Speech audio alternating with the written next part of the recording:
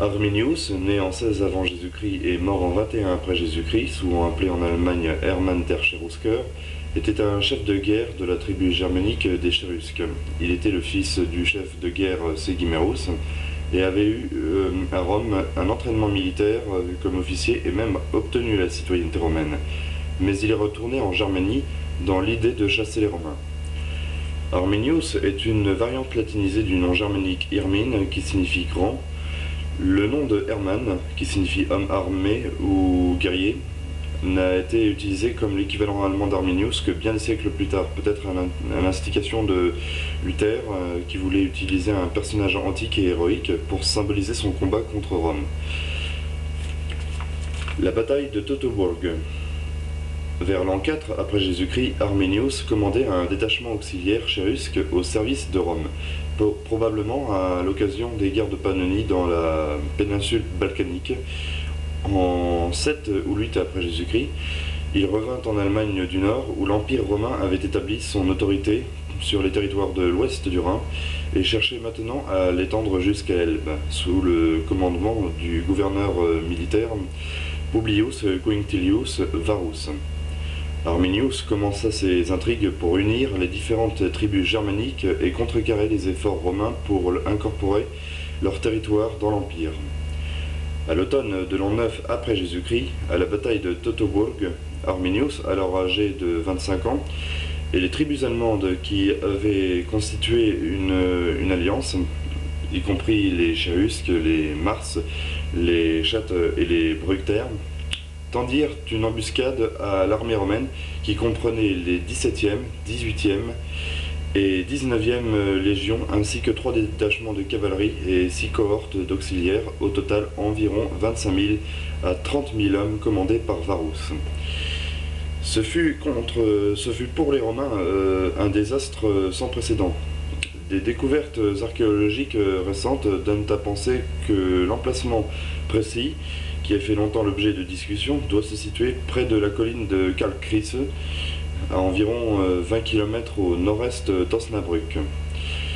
La bataille dura 3 jours. Quand la défaite fut certaine, Varus se suicida en se jetant sur son épée, et jamais par la suite les Romains ne tentèrent une nouvelle fois de conquérir les territoires sur la rive droite du Rhin, fleuve qui constitua la frontière de l'Empire pour des siècles. Ce désastre affecte profondément l'empereur romain Auguste, à tel point que ce dernier met un terme à toute tentative d'expansion romaine au-delà du Rhin. Dans ces nuits d'insomnie, on peut entendre Auguste, qui ne se rase plus la tête et le visage, crier subitement « Varus, Varus, rends-moi mes légions !» Et les suites des guerres contre Rome. Après cette grande victoire, Arminius tenta pendant plusieurs années d'obtenir que les tribus du nord de la Germanie s'unissent contre Rome de façon permanente afin de mieux résister à ses futurs efforts de conquête. Mais les rivalités tribales étaient trop fortes. Il rencontra les Romains dans d'autres batailles alors qu'ils cherchaient à venger leur défaite de Teutoburg.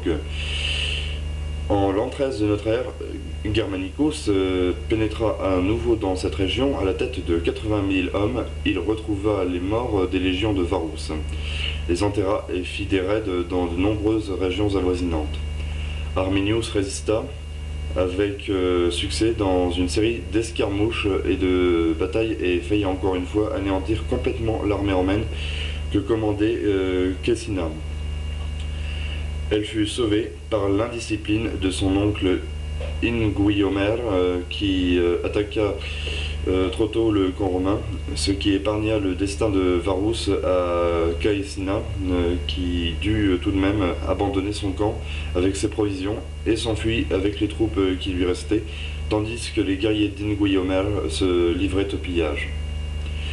En l'an 15, Germanicus fit de nouveaux raids contre les Germains.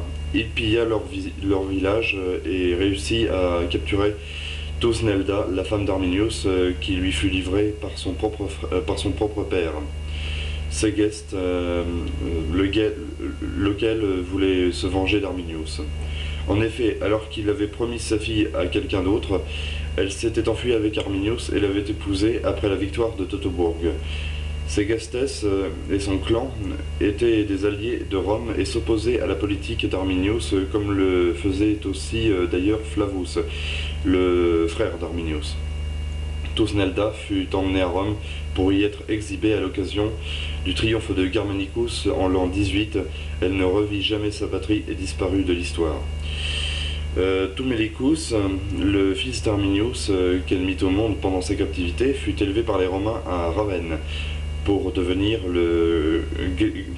gladiateur et mourut dans l'arène avant d'avoir 30 ans. La dernière grande bataille entre Germanicus et Arminius, la bataille de la Weser, eut lieu en 16 à Edistaviso, Angri Varirval, du nom original.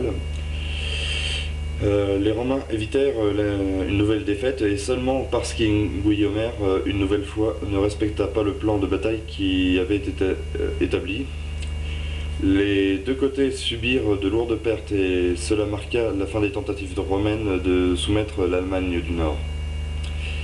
L'historien romain Tacite écrit jadis à propos d'Arminius, il fut sans aucun doute le libérateur de la Germanie, un homme qui n'a pas, comme d'autres rois généraux, confronté Rome à ses premières étapes, mais plutôt quand elle était au zénith de sa puissance.